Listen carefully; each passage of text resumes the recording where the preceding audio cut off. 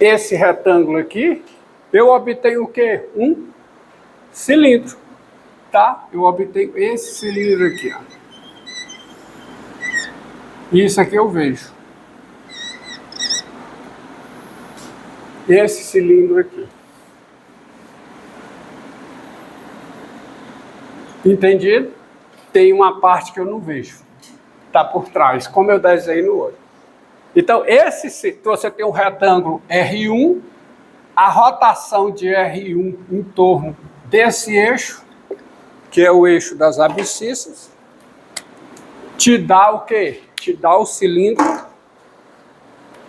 C1. Cilindro é o sólido. Tá? E você sabe o volume de C1. O volume de C1, quem é o volume de C1? Quem é o raio? F de C1. E quem é a altura?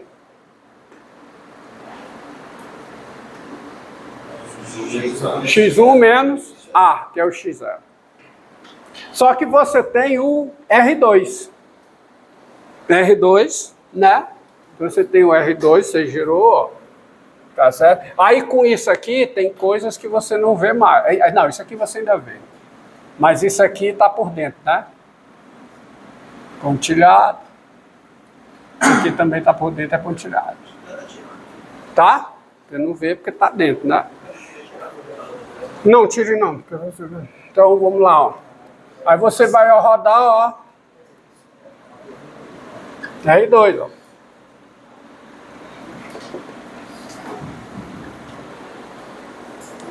Aí quando você gira o R2, você obtém outro cilindro aqui. E isso aqui você vê assim. Melhorar. Você vê um outro cilindro, tá? Isso aqui passa a ser pontilhado agora, que está no meio, né? Isso aqui também. Você obtém o cilindro, que cilindro? C2, que também você sabe o volume. Tá? Porque a altura, qual é a altura desse cilindro C2? X2 menos X1. E qual é o seu raio? F de C2. Até, aí tem o último, tá certo? Tem o cilindro, qual? C3, rotação do retângulo R3. Vocês entendem que eu só desenhei 3? Já pensou se eu desenhasse 4? Né?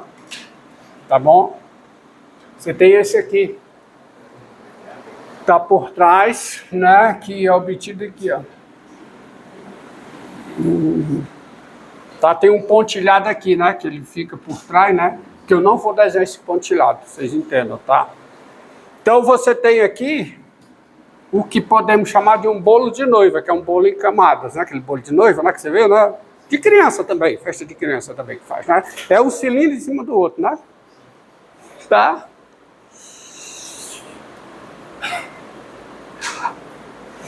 A intuição que foi... Vocês são muito bestas. Vocês riem de tudo. Tá? A intuição... O que é que você quer dizer? Diante do exposto, S é esse sólido. O sólido, quem é S? É o sólido obtido pela rotação da região ômega. Aí eu peguei uma partição do intervalo fechado AB com coeficiente C1, Cn e montei esse bolo de noiva. Alguém pode enunciar alguma coisa interessante sobre o que eu fiz em relação ao sólido S? Quanto menor a distância entre x1 e x0, maior vai ser o valor real do volume da figura. Quase lá. É mais ou menos isso disso que você diz. Eu vou anunciar de forma interessante para vocês, importante, que serve para alguma coisa. Quanto mais fina for a partição, o que é uma partição fina? É uma partição cuja norma é o número próximo de zero. E a norma de uma partição é o comprimento do maior dos seus subintervalos.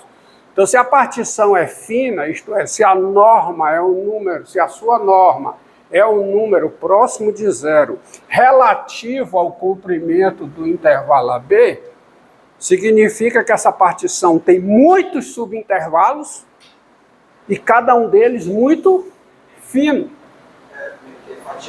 Tá?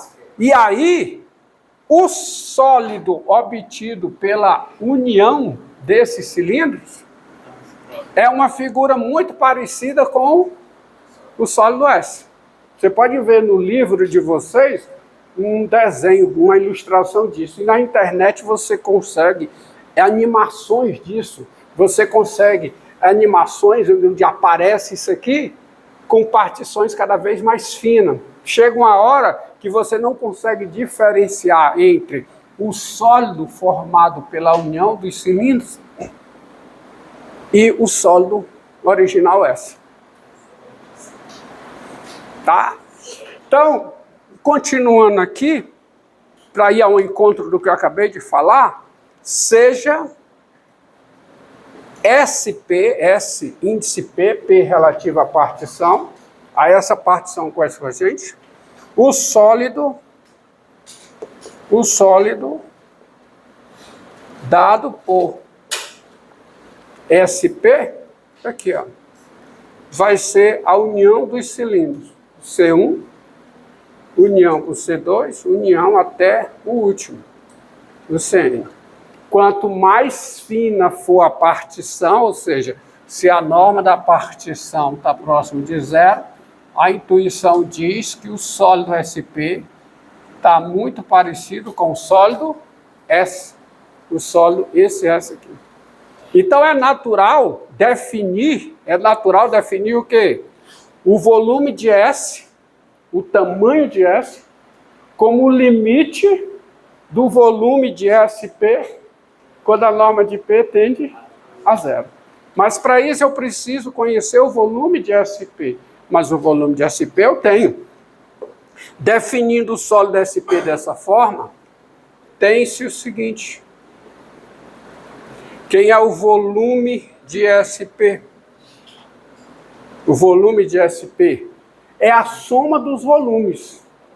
É o volume do cilindro C1 mais o volume do cilindro C2 mais o volume do cilindro CN. Mas cada volume desse eu tenho. Quem é o volume do primeiro? É π vezes o raio ao quadrado vezes a sua altura. Ou seja, é π vezes o quê? F, muito bem, F de C1 ao quadrado vezes a altura, que é o x1 menos x0, sendo isso o famoso delta x1. O volume do segundo é π vezes o raio ao quadrado, que é o F de C2, vezes a sua altura, que é o x2 menos x1, que é o delta x2. Até o último, que eu vou colocar aqui, não falta espaço, que é pontinho, pontinho, pontinho, né? Mais o último, que é π vezes quem? O seu raio, que é o F de Cn ao quadrado, vezes a sua altura, que é o delta xn, ou seja, o xn menos o x em Cn menos 1. Perdão. É π. Acontece que isso aqui é isso, ó. Isso é π vezes o quê? Somatória sobre a partição disso aqui, F de Ci ao quadrado vezes o delta xn. Mas isso é uma soma de rima. Isso é um... Perdão, esqueci uma coisa. O quê? Ai, não, tá aqui. Vamos colocar assim.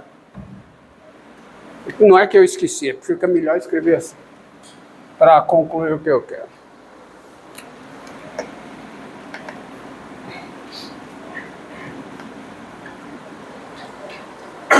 Tá certo?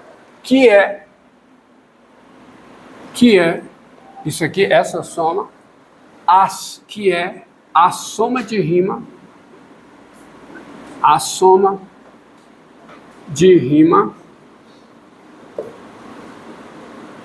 isso aqui é o que?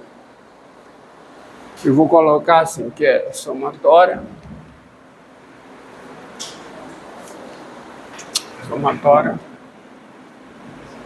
sobre P de G de CI delta CG, que é a soma de rima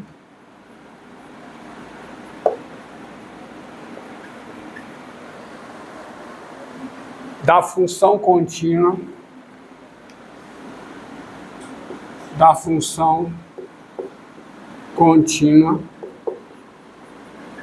G dada por da função contínua G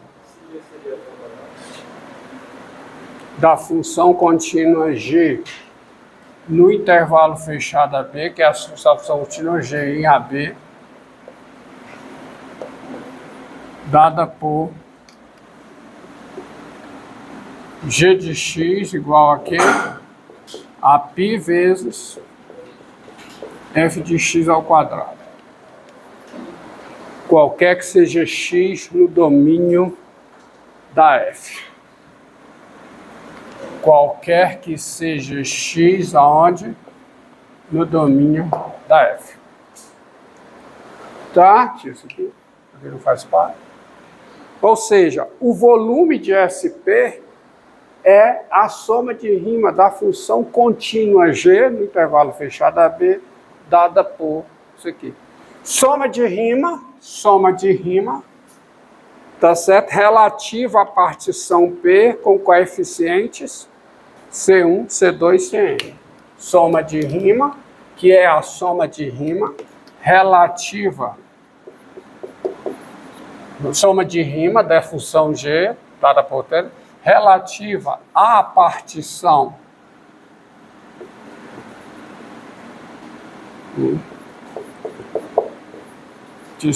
P com coeficientes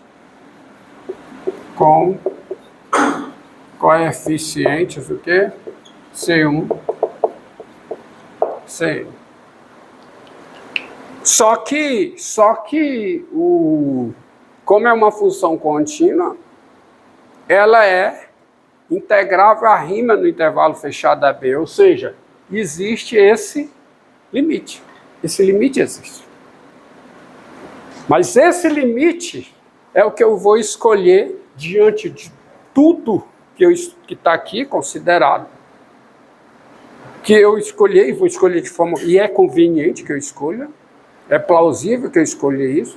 Eu tenho que escolher esse limite, o limite de SP com norma de P tende a zero, como sendo o quê? O volume de S. Daí a seguinte definição. Qual é a definição aqui? O volume de S do sólido exposto aqui, o volume de S é, por definição, o número real, denotado assim, né? Número real, dado por... Quem é o volume de S? Quem é? É o limite, quando a norma de P tende a zero, de quem? Do volume do sólido SP. Ou seja, é o limite, quando a norma de P tende a zero, dessa soma de rima aqui. G de CI, delta XI, sabe? Mas isso aqui é denotado, né? Isso aqui existe porque a função G, sendo contínua no intervalo fechado AB, é integrável à rima. Esse limite é o número real, então a definição está perfeita. Mas quem é esse limite? É por definição o quê? A integral definida de A a B da função g. Ou seja, isso aqui é a integral definida de A a B de π vezes quem? F de x ao quadrado. Tá aí. Não tem outra. Tem que ser isso. Tá? Tem que ser isso. Entendido? Tá? De toda essa construção. Diga. Você vai cobrar para a gente calcular, vamos dizer, o volume, mas esse conceito, assim... Você tem que guardar a definição e usar a definição para calcular volume. Tá? Essa é a definição. Essa é a definição. Agora vamos usar essa definição para calcular volume de sólidos. 8 horas e 44 minutos. Agora, veja, observe que não é razoável, didaticamente, eu chegar a colocar uma definição dessas, colocar só a definição. Você vai perguntar primeiro, por que dessa definição? Está explicado por quê. Não pode ser outra, tem que ser essa. É o princípio de exaustão para você calcular volume de sólido. Quando você quer, matemática assim, quando você quer uma informação sobre uma figura geométrica, você aproxima essa figura por figuras das quais você já tem informações. Tá? E conclui a informação da figura que você quer através de limite das informações das figuras que você conhece, que você usa para fazer a aproximação. Isso é um princípio geral em matemática, é o princípio de exaustão. Tá entendido? Tá? Então você está calculando. Só que aqui, ó, esta fórmula, ela diz muita coisa. E você tem que ficar... Você vai sempre lembrar desta fórmula se você guardar um princípio que está por trás dela. Tá? Que eu vou explorar mais à frente. Você tem que entender o espírito desta fórmula. O princípio que está embutido nela. Vejamos qual é. Mas vamos logo aplicar. Diga.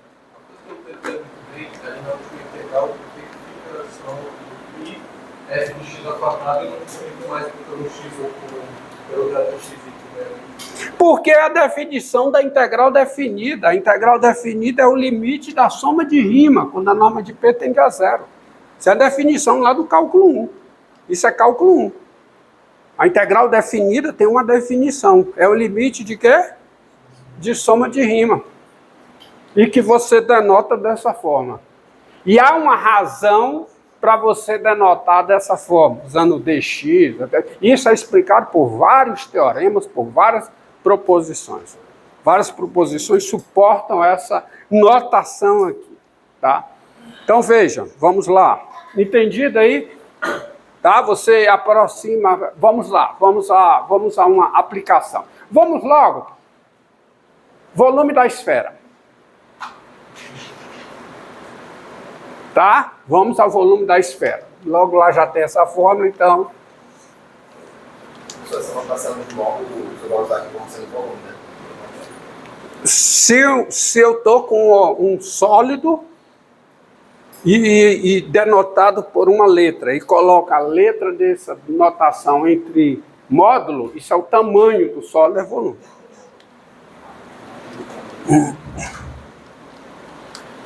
Vamos lá. Encontre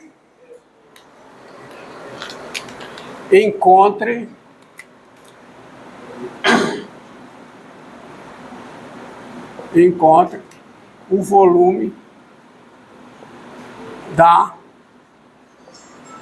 esfera S de raio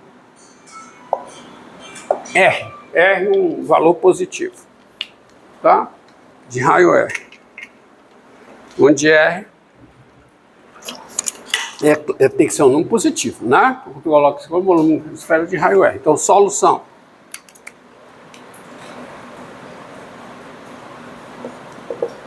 Tá?